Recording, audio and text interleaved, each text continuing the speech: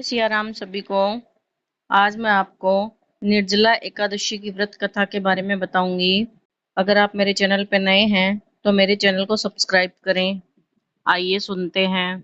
एकादशी व्रत हिंदुओं में सबसे अधिक प्रचलित व्रत माना जाता है। वर्ष में 24 एकादशियां आती है, किंतु इन सब एकादशियों में ज्येष्ठ शुक्ल एकादशी सबसे बढ़कर फल देने वाली समझी जाती है, क्योंकि इस एक एकादशी का व्रत रखने से वर्ष भर की एकादशियों के व्रत का फल प्राप्त होता है। निर्जला एकादशी का व्रत अत्यंत संयम पूर्ण है। इस युग में यह व्रत संपूर्ण सुख भोग और अंत में मोक्ष कहा गया है। कृष्ण पक्ष और शुक्ल पक्ष दोनों पक्षों की एकादशी में अन्न खाना वर्जित है। निर्जला एकादशी व्रत का पौराणिक महत्व और व्याख्यान भी कम रोचक नहीं है। जब सर्वज्ञ वेदव्यास ने पांडवों को चारों पुरुषार्थ धर्म अर्थ काम और मोक्ष देने वाले एकादशी व्रत का संकल्प कराया था, तब युधिष्ठिर ने कहा, जनार्दन, ज्येष्ठ मास के शुक्ल पक्ष में जो एकादशी पड़ती हो, कृपया उसका वर्णन कीजिए। भगवान श्री कृष्ण ने कहा, हे राजन, इसका वर्णन परम धर्मात्मा सत्यवती नंदन व्यास जी करेंगे, क्योंकि ये संपूर्ण शास्त्रों के तत्वज्ञ और वेद वेदांगों के पारंगत विद्वान हैं। तब वेदव्यास जी कहने लगे, कृष्ण पक्ष और शुक्ल पक्ष दोनों पक्षों की एकादशी में अन्न खाना वर्जित है। द्वादशी के दिन स्नान करके पवित्र होकर और फूलों से भगवान केशव की पूजा करें।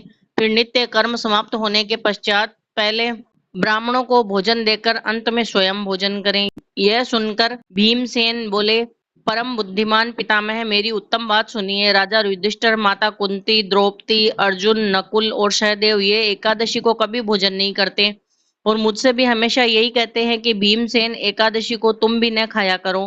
परंतु मैं उन लोगों से यही कहता हूँ कि मुझसे भूख नहीं सही जाएगी।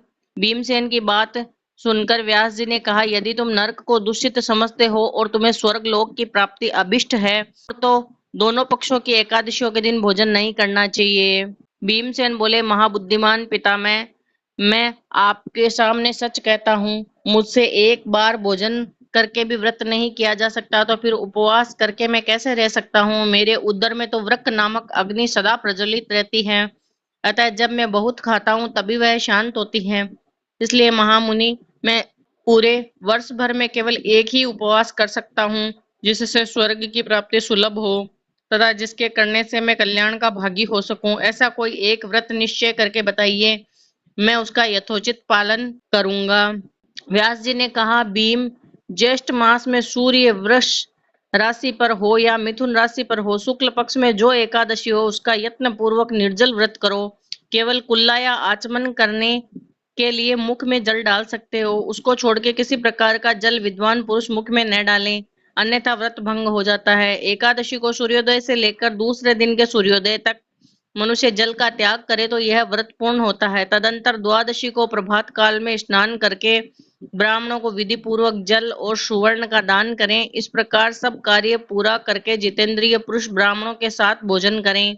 वर्ष भर में जितनी भी एकादशियां होती हैं, उन सब का फल निर्जला एकादशी के पालन मात्र से मनुष्य प्राप्त कर लेता है, इसमें तनिक भी कोई संदेह नहीं है। शंख चक्र और गदा धारण करने वाले भगवान केशव ने मुझसे कहा था कि यदि मानव सबको छोड़कर एकमात्र मेरी शरण में आ जाए और एकादशी को निराहार रहे, तो वह सब पापों से छूट जाएगा। एकादशी व्रत करने वाले पुरुष के पास विशाल काय, विकराल आकृति और काले रंग वाले दंडपाशधारी भयंकर यमदूत भी नहीं आते।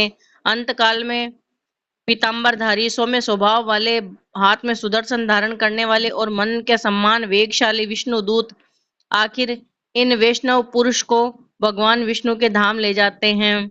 अतः निर्जला एकादशी को पूर्ण यत्न करके उपवास और श्री हरि का पूजन करो। स्त्री हो या पुरुष, यदि उसने मेरु पर्वत के बराबर भी महान कोई पाप किया हो, तो भी वह इस एकादशी व्रत के प्रभाव से भस्म हो जाता है। जो मनुष्य उस दिन जल के नियम का पालन करता है, वह पुण्य का भागी होता है। उसे एक एक प्रहर में कोटि कोटि स्वर्ण मुद्रा दान करने का फल प्राप्त होता है, ऐसा सुना गया है। मनुष्य निर्जला एकादशी के दिन स्नान, दान, जप, होम आदि जो कुछ भी करता है, वह सब अक्षय होता है। यह भगवान श्री कृष्ण का कथन है। निर्जला एकादशी को विधि पूर्वक उत्तम रीति से उपवास करके मानव वैष्णव पद को प्राप्त कर लेता है। जो मनुष्य एकादशी के दिन अन्न खाता है, वह पाप का भोजन करता है, इस लोक में वह चांडाल के समान है और मरने पर दुर्गति को प्राप्त होता है। जो ज्येष्ठ के शुक्ल पक्ष में एकादशी को उपवास करके दान करेंगे वे परम पद को प्राप्त होंगे। जिन्होंने एकादशी को उपवास किया है वे ब्रह्म हत्यारे, शराबी, चोर तथा गुरुद्रोही होने पर भी सब पातकों से मुक्त हो जाते हैं। हे कुंती नंदन, निर्जला एकादशी के दिन श्रद्धालु स्त्री पुरुषों के लिए जो विशेष दान और कर्तव्य विहित है उन्हें सुनो। उस दिन जल में शयन करने वाले भगवान विष्णु का पूजन और जलमयी धेनु का दान करना चाहिए तथा प्रत्यक्ष धेनु या घृतमयी धेनु का दान भी उचित है। पर्याप्त दक्षिणा और भांति भांति के मिष्टानों द्वारा यत्न पूर्वक ब्राह्मणों को संतुष्ट करना चाहिए। ऐसा करने से ब्राह्मण अवश्य संतुष्ट होते हैं और उनके संतुष्ट होने पर श्री हरि मोक्ष प्रदान करते हैं। जिन्होंने सम, दम और दान में प्रवृत्त हो श्री हरि की पूजा और रात्रि में जागरण करते हुए इस निर्जला एकादशी का व्रत किया है, उन्होंने अपने साथ ही बीती हुई 100 पीढ़ियों को और आने वाली 100 पीढ़ियों को भगवान वासुदेव के परम धाम में पहुंचा दिया है। निर्जला एकादशी के दिन अन्न, वस्त्र, गो, जल, शैया, सुंदर आसन, कमंडलू तथा छाता दान करना चाहिए। जो श्रेष्ठ तथा सुपात्र ब्राह्मण को जूता दान करता है वह सोने के विमान पर बैठकर स्वर्ग लोक में प्रतिष्ठित होता है।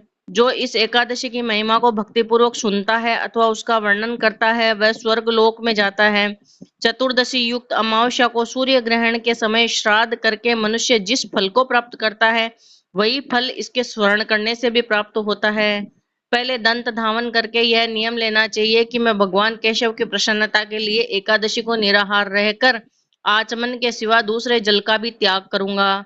द्वादशी को देवेश्वर भगवान विष्णु का पूजन करना चाहिए। गंध, धूप, पुष्प और सुंदर वस्त्र से विधि पूर्वक पूजन करके जल के घड़े के दान का संकल्प करते हुए अंकित मंत्र का उच्चारण करें। संसार सागर से तारने वाले हे देव ऋषिकेश, इस जल के घड़े का दान करने से आप मुझे परम गति की प्राप्ति कराइए।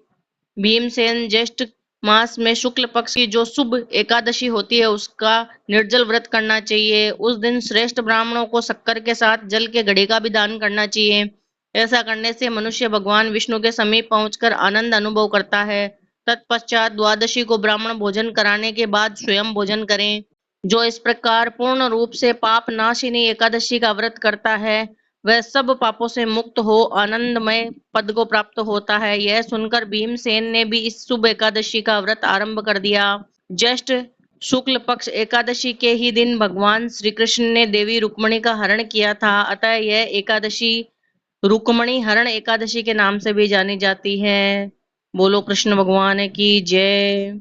अगर आप मेरे चैनल पे नए हैं तो मेरे चैनल को सब्सक्राइब करें, वीडियो को शेयर करें और लाइक करें। जय श्री राम।